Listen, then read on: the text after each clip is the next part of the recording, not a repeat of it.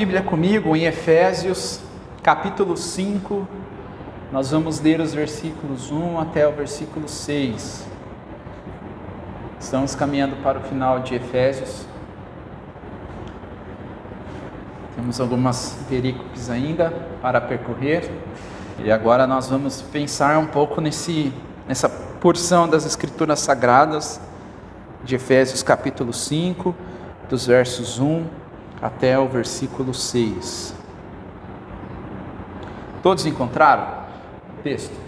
Vamos ler a palavra de Deus. Diz assim: Portanto, sejam imitadores de Deus como filhos amados, e vivam em amor como também Cristo nos amou e se entregou por nós, como oferta e sacrifício de aroma agradável a Deus. Que a imoralidade sexual e toda a impureza ou avareza não seja nem sequer mencionadas entre vocês, como convém a santos. Não usem linguagem grosseira, não digam coisas tolas nem indecentes, pois isso não convém. Pelo contrário, digam palavras de ação de graças. Fiquem sabendo disto: nenhuma pessoa imoral, impura ou avarenta, porque a avareza e a idolatria tem herança no reino de Cristo e de Deus. Não se deixem enganar com palavras vazias, porque a ira de Deus vem sobre os filhos da desobediência por causa dessas coisas. Até aí, meus irmãos. Nosso Deus, louvamos a Ti por Sua graça e por falar a nós na Sua palavra. Que o Senhor Deus trabalhe os nossos corações, que o Seu Espírito complete a obra em nossas vidas, que os nossos olhos estejam voltados para Ti, que o nosso coração esteja concentrado no Senhor, ó Deus. Que o Senhor possa desvendar os nossos olhos para que a gente contemple as maravilhas da Sua lei, e aquilo, Deus, para que os nossos olhos estão encobertos, que o Seu Espírito possa abri-los, e Deus, aquilo que precisa ser mudado e transformado, que o Senhor faça em nós. Rogamos, ó Deus, que o Senhor nos faça parecidos com Cristo, dia após dia de nossas vidas, em nome de Jesus. Amém. Se eu pudesse dar um título para a mensagem dessa noite, meus irmãos, o título seria Vivam em Amor. E aí, antes de entrar no texto, eu gostaria de usar uma pergunta de Agostinho de Hipona para que a gente pudesse pensar a respeito do texto dessa noite. Agostinho, em um dos seus escritos, ele disse da seguinte maneira: a quem eu amo quando digo que amo? O amor é algo buscado pelas pessoas do nosso tempo. Todas as pessoas gostam de ser amadas e buscam isso. É por isso que a gente se relaciona, porque nós gostamos do afeto. Mas há vários tipos de amor, meus irmãos. E Paulo, nesse texto que nós acabamos de ler, por assim dizer, vai trabalhar duas formas aqui do que vem a ser esse amor. Um amor que nós precisamos exercer e um amor que vai se concentrar naquilo que nós podemos ser também, se nós não vivermos sob a liderança do Espírito Santo, se nós não estivermos de fato cativos ao Senhor e à Sua palavra. Então essa pergunta ela é muito pertinente, porque a gente pode dizer que ama ao Senhor, mas o nosso coração, lá no âmago das nossas vidas, de onde vêm os sentimentos, as vontades e os desejos, nesse lugar, talvez o Senhor não reine em absoluto. E talvez se a nossa resposta é Deus, mas se nesse lugar não reinar o Senhor, nós estamos amando outras coisas que não seja Deus. Até mesmo a gente pode criar deuses.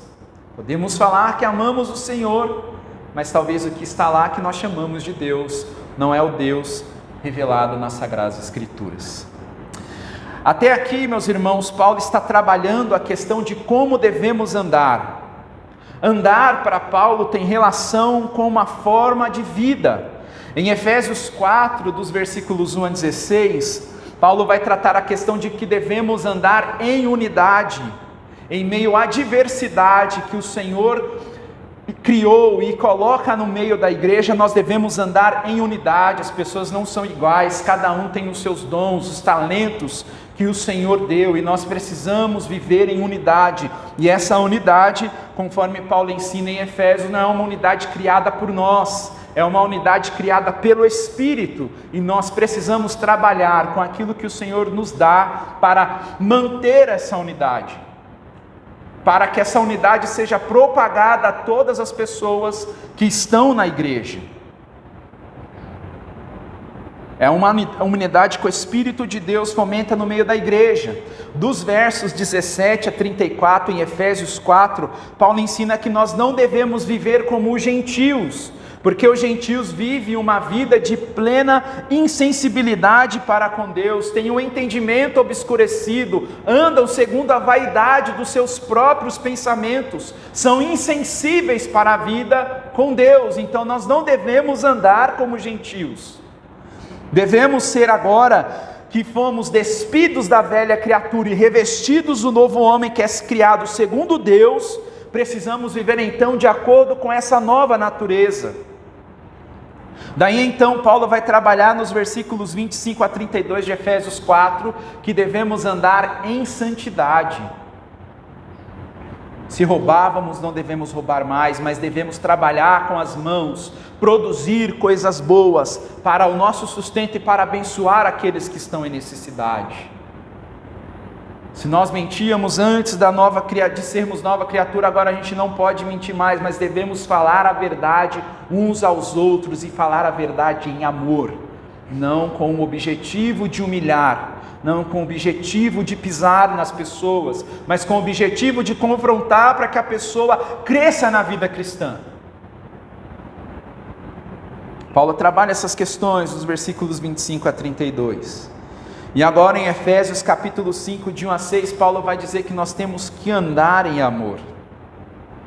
As doutrinas que Paulo expôs nos primeiros 3 capítulos de Efésios, agora dos capítulos 4 a 6, ele começa a aplicar essas doutrinas que ele expôs dos capítulos 1 a 3. Para Paulo, meus irmãos, a igreja não é uma organização, ela é um organismo vivo, e esse organismo vivo, as pessoas que participam desse organismo vivo, precisam viver uma vida diferente daquilo que viveram quando eram velhas criaturas.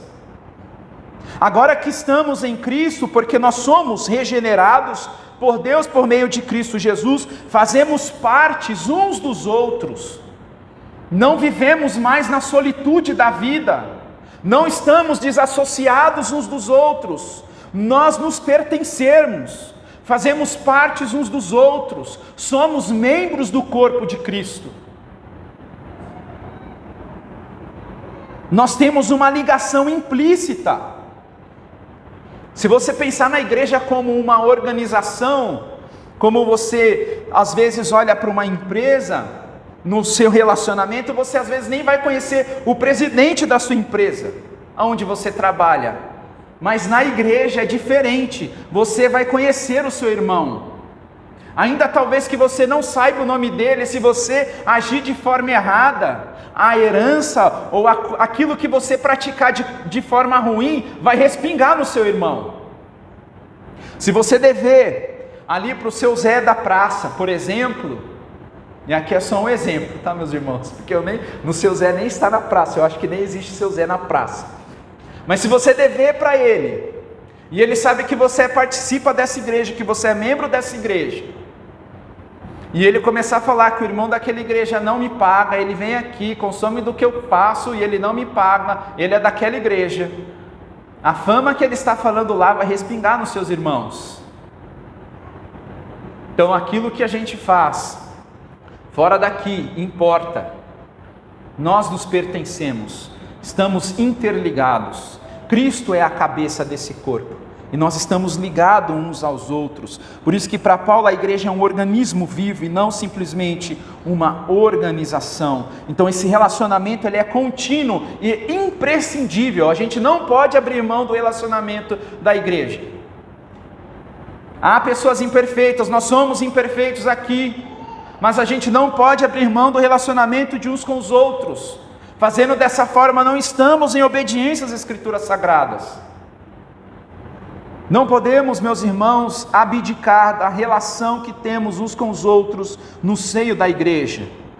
Nós, como membros do corpo de Cristo, estamos unidos uns aos outros e agora somos família de Deus. Somos pessoas edificadas sobre o fundamento dos apóstolos e profetas, sendo Cristo Jesus a pedra angular. Em Cristo, meus irmãos, esse edifício que temos sido criados, que temos sido estruturados, estamos crescendo para ser santuário dedicado ao Senhor. Somos pessoas eleitas e escolhidas por Deus para vivermos para Ele e não para nós, é para Ele. Em Cristo somos edificados junto com os outros para sermos moradas de Deus no Espírito.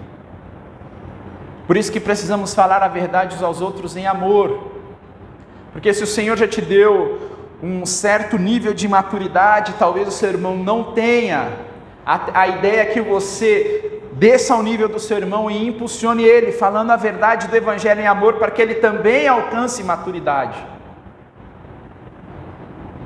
Um ponto importante a ser destacado é que no verso 32 de Efésios capítulo 4, Paulo mostra aos Efésios que Deus agiu em Cristo para com eles de forma graciosa, e agiu para conosco de forma graciosa, nos perdoando, e que eles deveriam então perdoar uns aos outros. O perdão, ele promove cura no meio do corpo de Cristo. Nutrir ressentimento, nutrir esse sentimento que nos faz agir por vingança, meus irmãos, é ruim, vai corroer você. Perdoe, então. E agora nos primeiros versos de Efésios capítulo 5, o pensamento de Paulo continua, e ele tende a aprofundar mais essa questão, começando para nós, afirmando aí que nós devemos imitar a Deus, e no versículo 2, e andar em amor como Cristo os amou. Quando Paulo fala de forma imperativa, que devemos ser imitadores de Deus, a ideia aqui é de alguém que está assumindo um novo estado ou condição de vida. E viver nessa nova condição não acontece num estalar de dedos ou num passe de mágica, mas é requerido de nós que a gente desenvolva-se na vida cristã. Não podemos parar simplesmente no momento em que o Senhor atingiu nosso coração com o Evangelho, e então ali a gente reconheceu Jesus Cristo como o Senhor e Salvador das nossas vidas, e a partir dali entendemos e cremos que estamos salvos, e paramos ali. Não, nós precisamos continuar, nós precisamos crescer na vida cristã.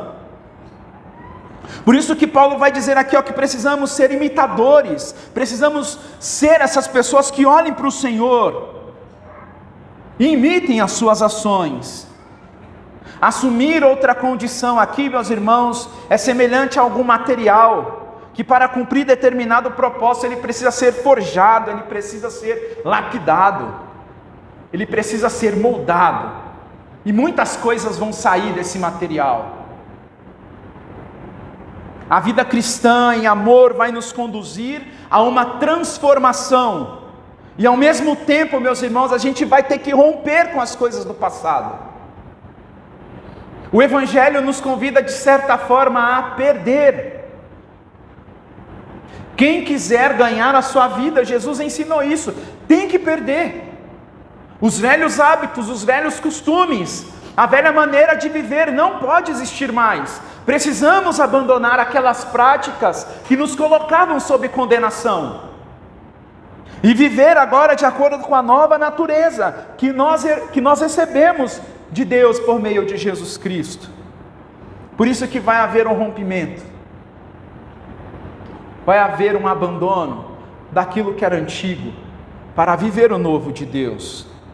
Paulo segue o seu ensino de maneira imperativa, dizendo que devemos imitar a Deus, que devemos ser imitadores de Deus, e ser um imitador não é ser apenas alguém que olha para a atitude de uma pessoa e copia de uma forma obrigatória, porque vai receber algo em troca. Imitar a Deus não está relacionado com originalidade e autenticidade, onde buscamos em nós mesmos os requisitos necessários para parecermos com o nosso Senhor. Imitar a Deus não é simplesmente olhar para os padrões éticos e morais cristãos, tais como não roubar, não matar, não adulterar, entre outras coisas. E ao praticarmos isso, e somente isso falarmos, estou imitando a Deus, é muito mais, meus irmãos, além disso, vai muito mais além. Se você parar para pensar, até mesmo aqueles que não professam fé em Cristo, podem não roubar, podem não matar, mas eles não creem no Senhor. A imitação que Paulo está tratando nesse texto tem relação com o desejo de alguém que deseja ser igual a outra pessoa. E por haver então esse desejo, essa admiração, então a pessoa vai imitar. É o discípulo que está aos pés do mestre, olhando atentamente as ações do seu Senhor, admirando a forma como o seu Senhor age. Esse desejo não está relacionado, por exemplo, com questões biológicas que existem em nós. Pelo contrário, esse desejo se baseia em outra pessoa. Em outras palavras, esse desejo que Paulo está falando aqui de imitar a Deus, para ele se realizar, precisa de alguém. Porque você não pode fazer sozinho. Não há em você esses requisitos. Não há. Para ilustrar essa questão, quando falamos de desejo biológico, você, por exemplo, não precisa se basear em alguém para desejar comer. Quando você tem fome, você vai até o alimento e você come. É natural isso. Você não precisa olhar para o cozinheiro, nossa, olha como ele come, eu vou imitar ele. Não. Você pega o alimento, você pega o seu talher e você come.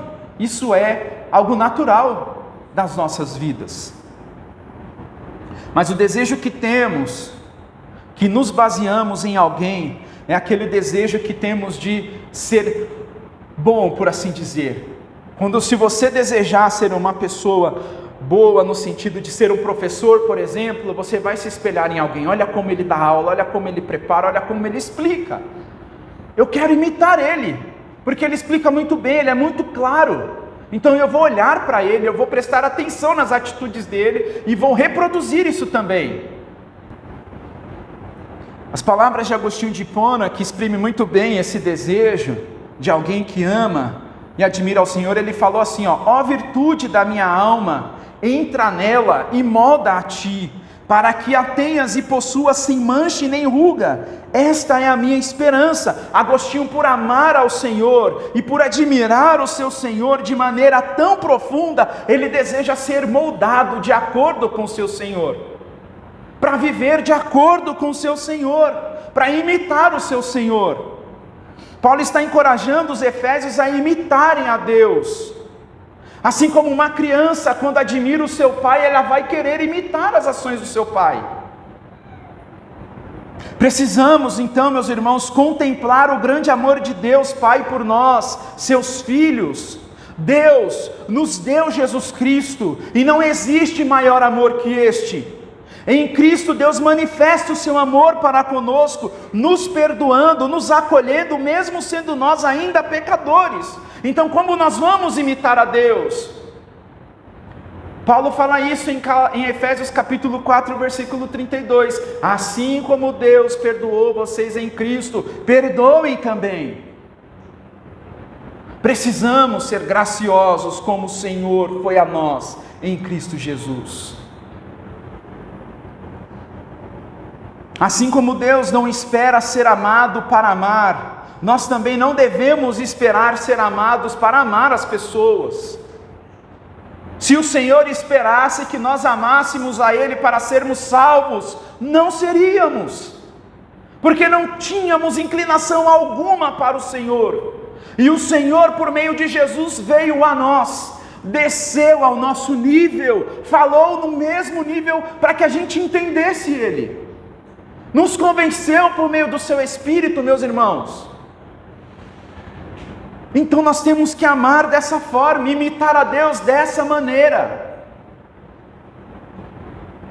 Amar uns aos outros da maneira como Deus nos amou, agir graciosamente para o nosso irmão da mesma maneira que Deus agiu para conosco em Cristo Jesus.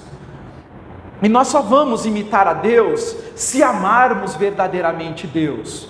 Você só imita alguém se você admira esse alguém. Se você não admira alguém, você não vai imitar. Se você olha a sua rede social, por exemplo, você vai querer imitar alguém porque você nutre algum tipo de admiração por aquela pessoa. Se você gostaria de ser um profissional igual a uma pessoa que você está olhando, é porque você admira ela. Por isso, meus irmãos, se nós não amarmos a Deus verdadeiramente, se nós não contemplarmos esse grande amor de Deus, se esse grande amor não atingir o nosso coração, nós não vamos imitar o Senhor, não vamos. Grande parte da não imitação dos filhos para os pais, por exemplo, é porque talvez os filhos não tenham enxergado, não tenham nutrido em seus corações esse amor e essa admiração. Então o amor mútuo no corpo de Cristo promove essa harmonia entre os membros. Se todos nós formos imitadores do Senhor, vamos crescer juntos. E é isso que Paulo está falando para a igreja em Éfeso, e é isso que Paulo está falando para nós hoje, por meio das Escrituras Sagradas. Precisamos ser imitadores de Deus. Todos nós precisamos imitar ao Senhor. De que forma? Ele dá um exemplo no versículo 32, repetindo: seja gracioso para com seu irmão, assim como o Senhor foi gracioso para com você. Perdoe o seu irmão, assim como o Senhor perdoou você em Cristo Jesus. Veja que o Senhor não está falando para você fazer obras de poder, por exemplo, de criar coisas, como Ele fez na criação das coisas. O Senhor está falando para nós amarmos, para sermos bondosos, para sermos compassivos. O corpo de Cristo, meus irmãos, ele é saudável quando as pessoas que fazem parte dele são imitadores de Deus. Por isso que não há espaço para originalidade e nem para autenticidade. Há espaço para imitação. Você não busca em você os requisitos para imitar. Você olha para o seu Senhor e você imita aquilo que o seu Senhor fez por você em Cristo Jesus. Paulo continua no versículo 2 dizendo: e vivam em amor, como também Cristo nos amou e se entregou por nós como oferta e sacrifício de aroma agradável a Deus. No verso 2 aqui, Paulo traz pela terceira vez a palavra vivam. Primeira vez ele usa em Efésios 4:1, dizendo que nós devemos andar de maneira digna da vocação que fomos chamados, que devemos viver de acordo com a vocação a que fomos chamados. Em Efésios 4:17 ele diz que devemos viver em santidade e não viver como gentios. E agora em Efésios 5:2 ele diz que devemos viver em amor. Quando Paulo usa a palavra vivam, essa palavra carrega em si um novo hábito de vida. Em outras palavras, é uma vida que se desenvolve de uma forma especificada. Não é uma vida que se desenvolve de acordo com as nossas ideias. É uma vida que se desenvolve de acordo com a vontade de Deus. É uma vida que se desenvolve de acordo com aquilo que o Senhor espera do seu povo. Por isso não é um jeito de viver de forma autêntica. É um jeito de viver de uma forma mimética, a imitar o Senhor. Essa vida que Paulo está falando aos Efésios, ela acontece na esfera do amor. Em Efésios capítulo 1, versos 4 e 5, Paulo diz que em amor nós fomos predestinados para sermos adotados como filhos de Deus, por meio de Cristo Jesus, segundo a sua vontade. Repare que a palavra amor transmite a ideia de um amor transmitido por Deus, sem esperar que a pessoa amasse de volta. Simplesmente o Senhor nos amou, sem termos mérito algum. Ele amou. Esse amor veio até nós. E esse amor de Deus manifestado a nós por meio de Jesus, busca o bem maior da pessoa amada. Esse amor que busca o bem maior da pessoa é o amor ágape. Em João 13:34, o pastor já passou nessa passagem aqui para nós. O que Jesus disse para os seus discípulos? Eu lhes dou um novo mandamento, que vocês amem uns aos outros, assim como eu os amei, que também vocês amem uns aos outros. Esse amor não é vazio e muito menos sem propósito. Esse amor também não é aquele que é marcado por sentimentalismo. Pelo contrário, esse amor ele é pleno, ele tem propósito e ele é racional. E a fonte basilar desse amor, meus irmãos, é Cristo Jesus. Não é a pessoa que está do seu lado, é Cristo. Ele é o molde, Ele é o exemplo, Ele é para quem nós devemos olhar e nos concentrar, e viver como Ele nos ensina a viver. Cristo, por nos amar, Ele se entregou por nós, e o fato de Cristo se entregar não tem relação com obrigação. Cristo foi à cruz, Ele se entregou espontaneamente, ninguém forçou Jesus Cristo a morrer na cruz, por pessoas que não mereciam a sua morte. Foi iniciativa de Cristo se entregar naquela cruz. Essa entrega de Cristo mostra o quanto Ele amou o seu povo, a sua igreja. No Evangelho de João, Jesus disse que o bom pastor dá sua vida pelas ovelhas. Essa vida que temos na carne, precisamos então viver ela pela fé, no Filho de Deus que nos amou e se entregou por nós. Não temos que viver então segundo as nossas prerrogativas. Segundo as nossas prerrogativas, caminhávamos para sermos condenados eternamente. Temos que viver de acordo com Cristo. Cristo é o verdadeiro ser humano, meus irmãos. Se quisermos ser seres humanos verdadeiros, reais, precisamos viver como Cristo nos ensina. Cristo se entregou por nossa causa e em nosso favor. Ele sendo Deus, a Bíblia diz isso, Ele não considerou que o ser igual a Deus era algo que Ele devesse se apegar. Ele se esvaziou, Ele se fez servo. Cristo se dispôs a se tornar pecado por nós em nosso lugar, assumiu a nossa sujeira, a podridão que habitava em nós. Cristo assumiu o nosso lugar, para que nele então fôssemos feitos justiça de Deus. Em João 15:13, Jesus disse: ninguém tem amor maior do que este, de dar a própria vida pelos seus amigos. Cristo se entregou por nós, e na sua entrega, a nossa dívida para com Deus, ela foi sanada. Ela foi quitada, o escrito de dívida que havia de nós para com o Senhor já não existe mais. Todo o sangue de Jesus derramado naquele madeiro, naquela cruz, toda a humilhação e todo o escárnio que Jesus sofreu em nosso lugar, em nosso favor, foi para nos justificar. Foi para que tivéssemos relacionamento com Deus de novo. Cristo Jesus derrubou o muro da inimizade, de nós para com Deus e de nós para o outro.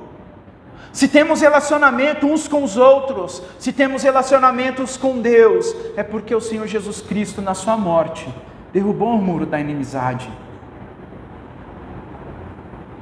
Esse é o amor que busca o bem maior. Não é para você ter as coisas desse lado da eternidade, meus irmãos. O Senhor sabe o que você precisa. Mas esse amor visa te ligar com o Senhor, visa te apontar para Deus, visa que você tenha comunhão com seu irmão, visa que você viva as benesses que há na comunhão da igreja. Esse amor, meus irmãos, é para que você se desgaste no serviço ao Senhor. Por isso que você tem que se dispor daquilo que o Senhor te dá. Você não pode reter, porque se você retiver, você está descumprindo a vontade do Senhor. Olhe para a criação se doa. Os alimentos que você consome, que eu consumo, a criação está se doando para nós. E nós, como criação de Deus, filhos de Deus, precisamos se doar. Cristo Jesus, meus irmãos, Ele foi escarnecido por amar, por se entregar naquela cruz. E às vezes a gente valoriza demais as nossas vidas, e não quer sofrer pela causa do Evangelho. Mas Jesus Cristo não arredou o pé. E nós tendemos muitas vezes a tirar a mão do arado, mas o Senhor não fez assim. A instrução de Paulo é para que a gente viva em amor como Cristo amou e se entregou por nós. É a Ele que temos que servir. A nossa resposta é a Ele. Quando servimos a Ele, os nossos irmãos são abençoados. Quando você ama ao Senhor e vive em amor ao Senhor, como Ele amou e se entregou, o seu serviço ao Senhor abençoa o seu irmão. Romanos capítulo 5, versículo 8 diz: mas Deus prova o seu amor para conosco pelo fato de Cristo ter morrido por nós, quando ainda éramos pecadores. Que direito temos? Que direito eu e você temos? Não temos direito. Não temos. O que recebemos do Senhor é de graça. E por que vamos reter então? Temos que doar, temos que servir. A entrega de Cristo por nós foi como oferta e sacrifício. Quando nos voltamos ao Antigo Testamento, podemos perceber que os sacerdotes ofereciam sacrifício tanto por eles quanto pelo povo. Mas Cristo Jesus não precisa que alguém sacrifique por Ele. Ele mesmo é o sacrifício em favor do seu povo. É como, meus irmãos, se ali naquele momento no Gólgota, que Jesus está sendo erguido naquele madeiro, sendo exposto como espetáculo para o mundo, é como se ali se tornasse um grande santuário, e o Senhor está diante de Deus se entregando como o sacerdote e sendo o próprio sacrifício. Nós temos que nos olhar pela cruz. A ótica da cruz precisa ser a maneira como nos vemos. Porque se você não se olhar pela cruz, se você não olhar o seu irmão pela ótica da cruz, você vai se sentir melhor do que ele em algum momento. Você vai fazer uso do seu direito de justiça. Você não vai prezar pela harmonia e comunhão do corpo de Cristo. Cristo, ao ser erguido naquele madeiro, essa ação exprime a sua rendição total a Deus Pai. Ali na cruz, Cristo foi moído por nossos pecados. Agradou a Deus moer seu filho na cruz, diz o profeta Isaías. Toda a ira de Deus foi derramada sobre Jesus. Ali em Cristo Jesus, a justiça de Deus foi plenamente satisfeita. Aquele momento foi muito pesado para o Filho de Deus. Tanto é, meus irmãos, que Jesus clamou: Deus meu, por que me desamparaste? Jesus sentiu a dor do desamparo. A entrega de Cristo foi como oferta e sacrifício que exalou um bom perfume a Deus Pai. Paulo diz que foi algo de aroma agradável a Deus. O fato de que estávamos mortos em delitos e pecados, em Cristo agora temos vida, mostra para nós que o que Cristo realizou foi algo que o Senhor aprovou, que o Senhor aceitou. Se temos a esperança de vida eterna é por causa de Cristo, porque aquilo que Cristo fez foi aceito por Deus. Por causa de Cristo é que fomos reconciliados com Deus. Da amarga morte de cruz, da horrenda morte de cruz, meus irmãos, da dor que aquele madeiro causou, jorra graça, jorra doçura para nós. E muitas vezes a gente não se olha pela ótica da cruz, nós nos olhamos pela ótica do mérito, pela ótica do nosso direito de justiça, pela ótica daquilo que somos bons e os nossos irmãos às vezes não são. Está errado. Não podemos nos ver dessa forma. Quando nós nos olhamos pela cruz, todos nós vamos perceber que precisamos de um Salvador. E quando nós estamos diante da cruz, nós vamos perceber que o crescimento que o Senhor nos deu em determinadas áreas é para a glória dEle, é para o louvor da sua glória, e não para o nosso mérito simplesmente. Assim como Cristo então se entregou por nós, por amor, como oferta e sacrifício de aroma suave a Deus, da mesma forma, meus irmãos, precisamos nos entregar uns aos outros. Da mesma maneira. Nós não vamos, se assim a gente pode dizer, derramar o sangue na cruz como Jesus fez, porque o sangue de Cristo já realizou a satisfação da justiça de Deus. mas a gente precisa servir uns aos outros. Precisamos manter a harmonia do corpo. Precisamos manter a unidade que é criada pelo Espírito. E isso a gente só consegue se nós andarmos em amor como Cristo amou e a si mesmo se entregou naquela cruz. Devemos viver em amor sacrificial para que possamos exalar esse aroma agradável a Deus e também exalar esse aroma agradável aos nossos irmãos que fazem parte do corpo de Cristo. Precisamos olhar para Cristo e perceber que o fato de nos amar lhe custou a vida. Custou a vida de Cristo em nos amar e em se entregar naquela cruz. Isso precisa nos fazer pensar a maneira como estamos vivendo em amor, o que tem nos custado. Temos aberto mão daquilo que para nós é importante para servir os nossos irmãos. O que tem nos custado esse amor? Cristo sendo Deus, na eternidade celestial, Ele deixou aquilo que Ele deixou os céus, Ele desceu a esse mundo, se fez servo. E nós, meus irmãos, 1 João capítulo 4, versículo 8 diz: quem não ama, não conhece a Deus, pois Deus é amor. Não temos que derramar sangue como foi no caso de Cristo, contudo, a exemplo de Cristo, temos que nos entregar, temos que nos render a Deus e viver em serviço uns aos outros, de forma sacrificial, imitando a Deus e vivendo em amor como o Senhor nos amou. Essa é a recomendação de Paulo. Esse é o amor que precisamos ter na igreja. Porque existe um outro amor. E esse outro amor que Paulo expõe dos versos 3 a 6, ele é um amor pautado em nós mesmos. E Paulo começa no versículo 3, que a imoralidade sexual e toda impureza ou avareza que não seja nem sequer mencionadas entre vocês como convém a santos. Nos versos 1 e 2 de Efésios 5, Paulo apresenta a maneira como os efésios devem viver em amor. Contudo, desses versos 3 a 6, ele vai trazer ao conhecimento dos efésios como eles devem evitar, o que eles devem tirar do meio deles. O que Paulo apresenta dos versos 3 a 6 também é uma forma de vida, e também é uma forma de amor, que precisa ser evitado a qualquer custo, porque é uma forma contrária daquilo que Cristo nos ensina na sua palavra, que Paulo está expondo aos efésios. Então Paulo começa dizendo que eles devem evitar a imoralidade sexual, devem evitar essa prática. Essa expressão se aplica a qualquer relação sexual fora do casamento. Toda atividade sexual fora de um contexto aprovado por Deus, no casamento, estão enquadrados na imoralidade sexual. Os namorados se amam e eles se encontram para praticar o sexo e estão em pecado.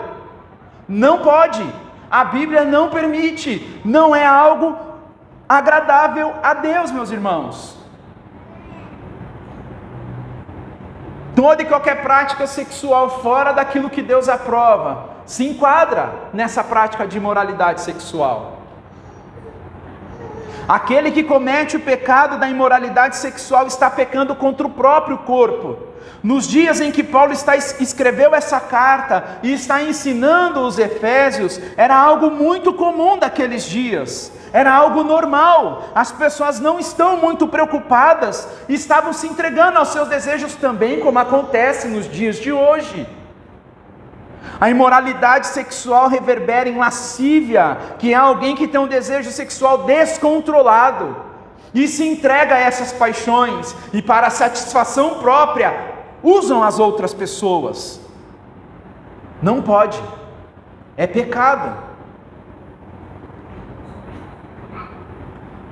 Naqueles dias que Paulo escreve essa carta, meus irmãos, a prática da imoralidade sexual predominava em Roma. Na cidade de Éfeso, por exemplo, havia a deusa grega Ártemis, a Diana dos Efésios, e ali havia um templo para ela. E ela era considerada a deusa da fertilidade, e a prática da imoralidade sexual muitas vezes eram usadas em adoração a essa deusa. Então era uma prática comum daqueles dias. E o Paulo está falando, não pode mais. Culturalmente as pessoas estão praticando, agora que vocês fazem parte do reino de Deus, que vocês são filhos amados de Deus, vocês não podem mais viver dessa forma, porque isso não traz glória a Deus e faz com que vocês vivam em pecado. Paulo segue a sua exortação e diz que eles devem evitar toda impureza, e esse tipo de impureza que Paulo fala aqui é aquele que contamina toda a personalidade de alguém. Essa impureza não está relacionada somente com a imoralidade sexual, mas também faz com que essa pessoa seja voltada para si mesma. É um amor próprio, é o hedonismo como nós conhecemos. É alguém que está tomado de egoísmo e que só se importa consigo mesma, que dá lugar aos desejos mais ínfames que há no seu coração. A avareza que Paulo cita no texto está relacionado com cobiça, com ganância, e é o oposto de alguém moderado, pois aquele que é avarento tem o desejo excessivo de ter as coisas. E isso muitas vezes se mostra em querer aquilo que não lhe pertence. A pessoa que é avarenta, ela vai cobiçar o que é seu, e vai querer o que é do outro, e vai fazer o que puder para ter o que é do outro. O avarento, meus irmãos, não possui em sua vida a motivação de compartilhar aquilo que ele produz com as mãos, aquilo que ele tem. A pessoa avarenta, por se amar de uma forma egocêntrica, tende a se satisfazer às custas das outras pessoas. Tende a usar as outras pessoas para a satisfação própria. E é isso que acontece em nossos dias. Essa atitude não visa o cuidado do próximo. É diferente daquilo que Paulo ensinou nos versos 1 e 2, porque quando a gente imita a Deus como filho amado, e ama como Cristo amou, como Cristo se entregou, meus irmãos, a gente está cuidando uns dos outros, mas esse tipo de atitude que Paulo está expondo aqui, é um amor corrosivo, é um amor que não tende a edificar, é um amor que só tende a satisfazer a pessoa, e só isso. A imoralidade sexual, a impureza e a avareza, Paulo diz que não deve nem sequer ser mencionada entre eles, não deve fazer parte do convívio da igreja, ainda que culturalmente naqueles dias era comum esse estilo de vida, ainda que em nossos dias seja comum esse estilo de vida, o ensino de Paulo é para que eles evitassem, e nós também devemos evitar, não deve ser nem mencionado. Claro que se existir esse tipo de comportamento, devemos tratar sim. Não devemos simplesmente fazer vistas grossas, se isso existir no meio da igreja. Mas isso não deve ser nem mencionado, meus irmãos. Se não há essas práticas, elas não devem nem existir, nem ser mencionadas. De maneira alguma, é isso que Paulo está falando aqui. São pecados que não deve haver ocasião para que se associem ao corpo de crentes. Nós não devemos ter relação com essas coisas, e as pessoas não devem relacionar essas práticas com a igreja. A igreja, meus irmãos, os membros que fazem parte do corpo de Cristo, eles foram escolhidos por Deus para serem santos. Toda e qualquer situação que pode levar a pecados, toda e qualquer situação que pode promover pensamentos imorais, devem ser cortados pela raiz, devem ser extinguidos das nossas vidas. Uma pessoa, por exemplo, que é viciada em pornografia, e ela tem um celular ali nas mãos, e ela tem um acesso fácil, ela tem que cortar isso da vida dela. Tem que romper com aquilo que a leva ao pecado. Porque o pecado, meus irmãos, destrói. Pornografia destrói família, destrói vidas. A pessoa que é viciada em gastar, ela precisa cortar pela raiz, e não é simplesmente cortar o cartão de crédito, porque ela pode fazer outro. Ela tem que descobrir qual é o Deus que está no seu coração, e remover essa idolatria do seu coração. Pedir ao Senhor graça, para que esse ídolo seja eliminado da sua vida.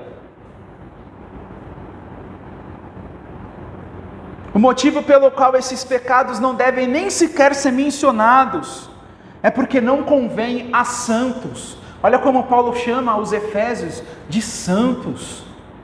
E isso vale para nós também, meus irmãos. Em Cristo Jesus, Deus nos santifica e nos separa para si mesmo. Os nossos pecados foram redimidos por Cristo Jesus. E uma vez unidos a Ele, somos vistos por Deus como santos.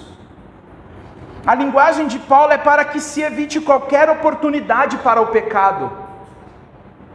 E isso, meus irmãos, mostra para nós que é uma luta e que nós estamos em guerra. Porque o pecado milita todos os dias em nossa carne. Todos os dias nós somos assediados pelo pecado. Estamos em guerra e precisamos estar em guarda. E como evitamos atitudes de pecado? Nem sequer mencionando eles, nem sequer fazendo menção deles. Por isso que a vida cristã, precisamos nos voltar para a imitação. Por isso que nós não devemos recorrer à autenticidade, à originalidade. Precisamos recorrer à imitação, como Paulo fala aqui. Precisamos recorrer a Cristo Jesus, olhar para o que Ele fez e viver como Ele nos ensina. Em amor, como Ele amou, e não como um amor próprio. Quem vive na imoralidade sexual, quem vive na impureza e na avareza, é alguém que está vivendo no amor próprio. É o hedonismo. E isso não pode viver, isso não pode existir em nós, se somos novas criaturas em Cristo Jesus. Enquanto o amor próprio potencializa os desejos imorais e a avareza tende a viver em busca de realizações pessoais, o amor de Cristo, que somos exortados a viver, nos leva a cuidar uns dos outros. Paulo agora também vai continuar na sua exortação, falando que devemos evitar a linguagem grosseira, palavras indecentes, e ter um novo modo de falar, que é a ação de graças. E Paulo está exortando para que os efésios, aqui a respeito de suas conversas, como eles devem ser, uma vez que Deus os escolheu em Cristo para serem santos. A linguagem grosseira tem relação aqui, meus irmãos, com linguagem obscena. Esse tipo de linguagem retrata a conduta e a fala de alguém que tem a fala obscena, possivelmente ele tem atitudes obscenas.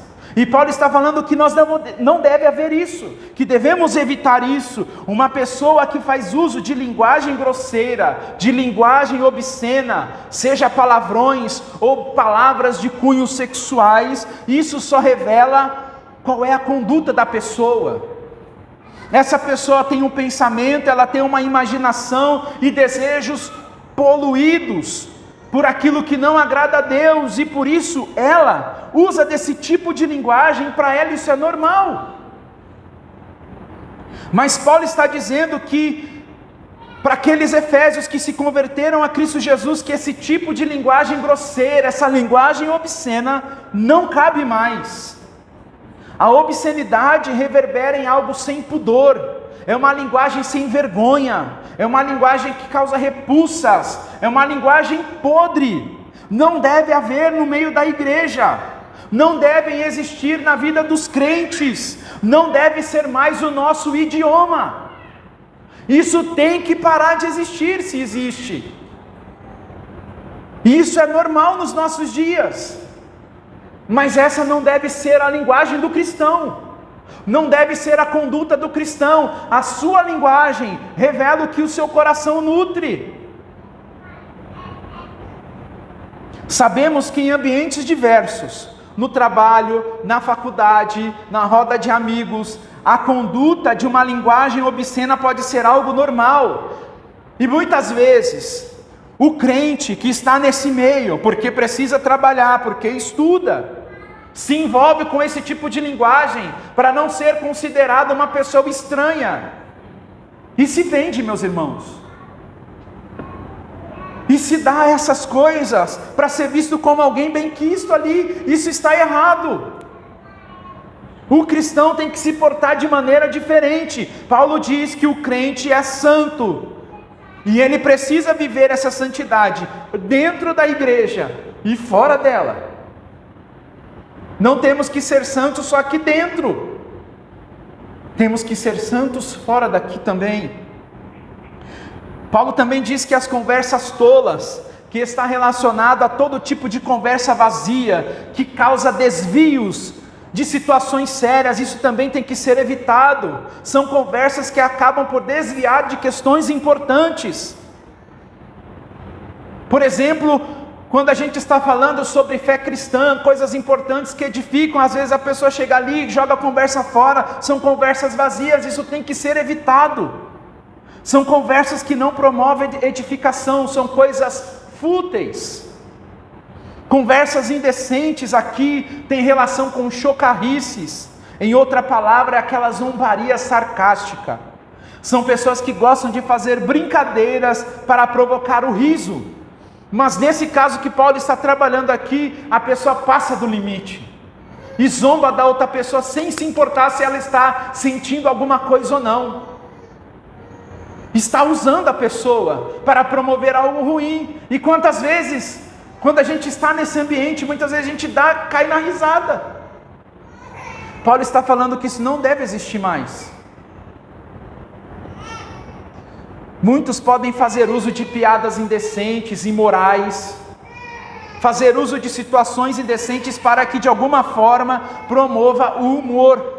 Mas esse tipo de situação, esse comportamento não deve fazer parte daqueles que foram regenerados por Cristo Jesus. É possível, meus irmãos, a gente desfrutar de um humor sadio, é possível a gente dar risada de algo sadio. É possivelmente isso. É algo que podemos fazer. O crente, a pessoa quando se converte, ela não precisa andar carrancuda, triste, com a cara fechada. Há espaço para o humor, mas a gente precisa ponderar as coisas. Nós precisamos ter discernimento. As Escrituras sempre nos chamam para moderação e para aquilo que é saudável. Assim como a ira deve ser algo controlado, a nossa linguagem ela também precisa ser moderada.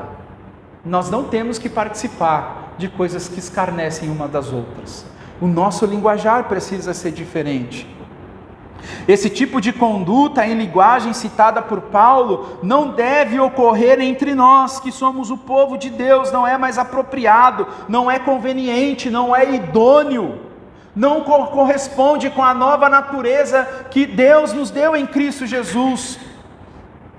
Essas coisas que Paulo trabalha aqui não tendem a promover a harmonia do corpo. E se nós estamos causando desarmonia no corpo de Cristo, estamos em pecado e precisamos corrigir. Por mais que no tempo presente as pessoas fazem uso dessas coisas, são linguagem vulgar, são linguagens sem pudor, são linguagens podres. Por mais que as pessoas fazem uso disso, por mais que a maioria falem dessa forma, nós não temos que adentrar nesse caminho, precisamos falar de maneira diferente. E Paulo se dirige à igreja e fala que eles são santos, e uma vez que Deus os escolheu e regenerou eles em Cristo, nesse sentido então, a linguagem deles deve mudar. No lugar da zombaria sarcástica, no lugar da linguagem grosseira, da obscenidade, no lugar da linguagem indecente, deve haver palavras de ação de graças. E com isso Paulo está exortando aqueles irmãos para que estejam voltados plenamente para Deus e para que vejam tudo aquilo que Deus fez por eles em Cristo.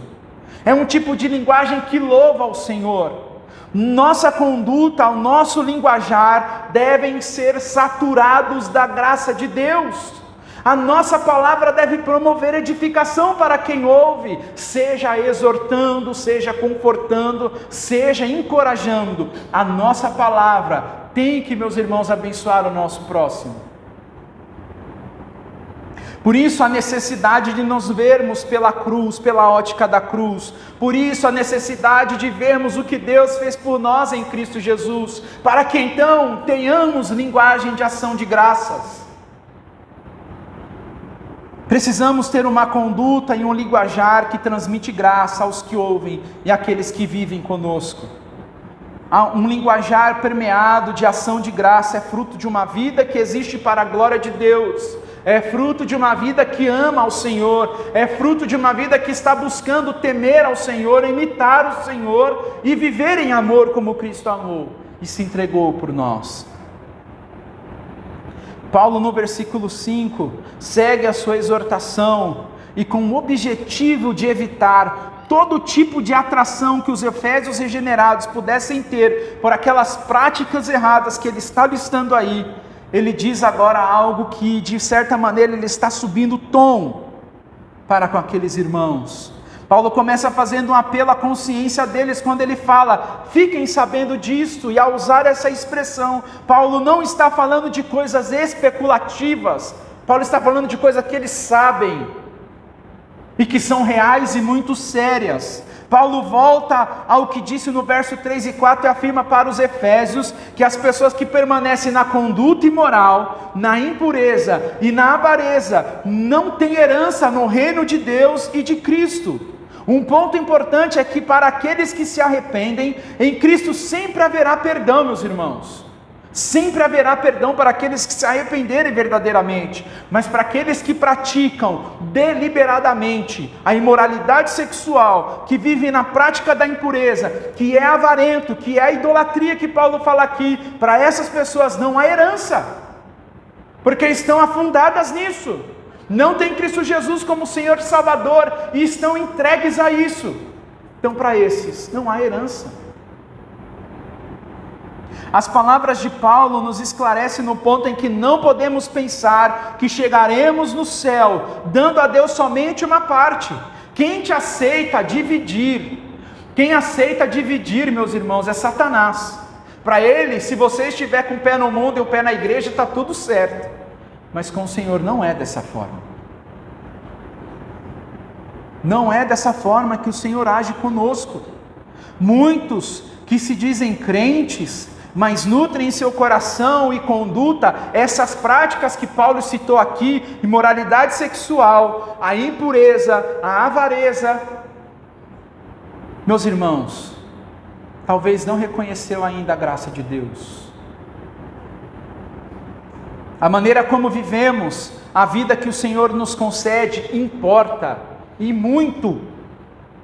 E importa o que a gente faz, aqui e fora daqui. Quem vive uma vida de dualismos, ainda não compreendeu a vida cristã. Paulo é muito enfático ao afirmar que pessoas que vivem impenitentemente na imoralidade, impureza e avareza, que a idolatria não tem herança. Paulo não está especulando. Ele está falando sério e ele é taxativo e direto. Não tem. Nenhuma moeda sequer. Não tem. Não tem. Paulo, em sua exortação, faz ligação entre que a avareza é idolatria e a pessoa avarenta é idólatra. A pessoa avarenta é alguém que cobiça algo e faz desse algo um tipo de Deus. Por ter outra coisa como o Senhor que não seja Deus, o Deus revelado nas Sagradas Escrituras, então essa pessoa fará de tudo para agradar esse Deus, e esse Deus vai validar todas as atitudes dessa pessoa para ela ter o que ela quer. E nós sabemos que o nosso Deus não age dessa forma. O Deus da pessoa avarenta, que é idólatra, vai potencializar os pecados da vida dessa pessoa. Por isso que nós temos que tomar cuidado com idolatria, com quem está no centro do nosso coração. Quem é que governa as suas vontades, os seus desejos, os seus pensamentos, os seus anseios e os seus planos? Quem é? As pessoas muitas vezes falam, pense fora da caixa, faça as coisas fora da caixa, mas na verdade a gente tem que se perguntar, quem é o Deus da caixa em que eu estou pensando? Em que eu tenho que viver fora da caixa? Quem é o Deus que governa ali? A pessoa avarenta, por ter outro Deus no centro do seu coração, ela vai trocar a glória do Deus Todo-Poderoso, do Deus Criador. Ela se comportará, por exemplo, como Esaú, que vendeu o seu direito de primogenitura por um ensopado de lentilhas. Outros, por amarem, por exemplo, mais o dinheiro e a boa vida que o dinheiro pode conceder, estabelece o dinheiro como Deus em seus corações. E aí o que o dinheiro vai fazer, meus irmãos? Muitas vezes vai roubar o seu tempo de estar na igreja, vai roubar o seu tempo com a sua família, vai roubar o seu tempo com a palavra de Deus, porque você vai querer ganhar mais dinheiro, vai sabotar a sua vida, porque o seu Deus se tornou o dinheiro, e você vai morrer, você vai definhar. Então nós temos que tomar cuidado. A advertência de Paulo é muito séria. Se o mundo não vê problema em você ser crente e ser mundano, para Deus isso não existe. Deus não nos divide. Deus não divide a sua igreja. Nós sabemos que somos pecadores, mas a gente não deve viver na prática do pecado. O pecado precisa ser eliminado de nossas vidas. Precisamos ir contra o pecado que milita em nossa carne. Se cairmos em pecado, que possamos nos arrepender no mesmo instante, mas que o pecado não seja algo para nós agradável, que ele seja encarado por nós como uma parasita que precisa sair a todo custo. O reino de Deus, meus irmãos, são para aqueles que viviam em pecado e agora, por terem sido regenerados por Deus em Cristo Jesus e que foram selados pelo Espírito Santo, deixaram a prática do pecado e passaram a viver em santidade. São pessoas que Paulo está chamando aqui de santos, não porque não pecam mais, mas porque lutam contra o pecado, porque buscam imitar a Deus, porque buscam viver em amor, porque buscam se entregar pelo amor que Cristo demonstrou a elas. O reino de Deus são para peregrinos e forasteiros, que buscam imitar a Deus como filhos amados, e que buscam viver em amor como Cristo amou e se entregou como oferta e sacrifício em aroma agradável a Deus. São pessoas que não amam a si mesmas, mas que amam ao Senhor, que se amam pelo amor ao Senhor e que amam ao próximo.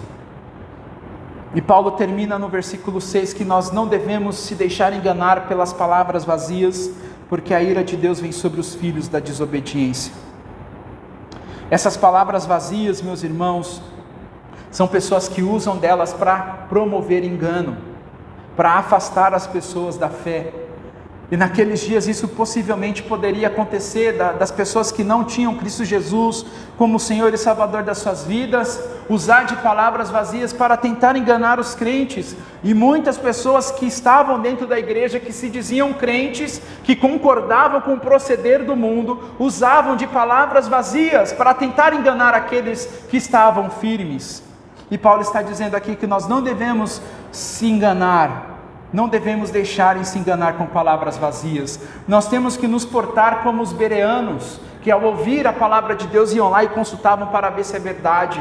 Nós temos que ter discernimento para ouvir tudo e reter somente o que é bom. Não abraçar todas as coisas como verdade. Pois a ira de Deus, meus irmãos, virá sobre os filhos da desobediência. A ira de Deus já está em curso. O fato de Deus entregar as pessoas para viver segundo as suas paixões, já é o curso da ira de Deus em andamento. Leia Romanos capítulo 1. E há a ira de Deus guardada para o dia do juízo final, quando Deus trará a sentença, e aqueles que forem condenados passarão a eternidade padecendo a ira de Deus. Portanto, meus irmãos, o conselho de Paulo para os Efésios e para nós também, é que a gente não busque autenticidade e nem originalidade, pelo contrário, que possamos imitar a Deus como filhos amados, e viver em amor a exemplo de Cristo que se entregou. Se todo o corpo de crente, se todos os membros da igreja se aplicarem em viver como Paulo ensina, imitando a Deus e amando como Cristo amou, isso, meus irmãos, protegerá a igreja da imoralidade sexual, da impureza, da avareza, da idolatria. Essa forma de vida que Paulo expõe, protege-nos uns aos outros, Com isso nós vamos conseguir ter uma conduta saudável, ter um linguajar saturado da graça de Deus e evitaremos ter condutas e palavras destrutivas, corrosivas, que é o costume daqueles que não têm Jesus Cristo como Senhor e Salvador das suas vidas. Então que Deus nos dê graça, para que a gente viva essa vida de imitação, para que a gente abandone originalidade e autenticidade, imite o nosso Senhor e viva em amor como Cristo amou e se entregou por nós. Vamos orar? Senhor nosso Deus, te damos graças por sua palavra e te engrandecemos por tudo. Pedimos a ti, Senhor, que trabalhe os nossos corações para que a gente viva imitando ao Senhor, Deus, e que possamos viver também em amor como Cristo amou e se entregou por nós. Deus amado, que a nossa conduta seja saudável, de maneira, Deus amado, a glorificar ao Senhor e a nos proteger de todas essas práticas que ouvimos aqui nessa noite. Pedimos a Deus que o Senhor nos abra os olhos para que, se estamos usando de linguagem decente, para que, se estamos praticando, Deus amado, a imoralidade sexual, se estamos envolvidos com impureza, com cobiça, com avareza, se estamos usando de linguagens tolas, fazendo uso, Deus amado, de gracejos, de socarrices, que o Senhor nos abra os olhos. Se estamos participando dessas coisas, ó Deus, porque não queremos ser vistos como diferentes, que o Senhor nos perdoe, mas que a gente assuma, Deus amado, de fato, aquilo que o Senhor realizou a nós em Cristo Jesus. Somos filhos amados, separados para viver como santos,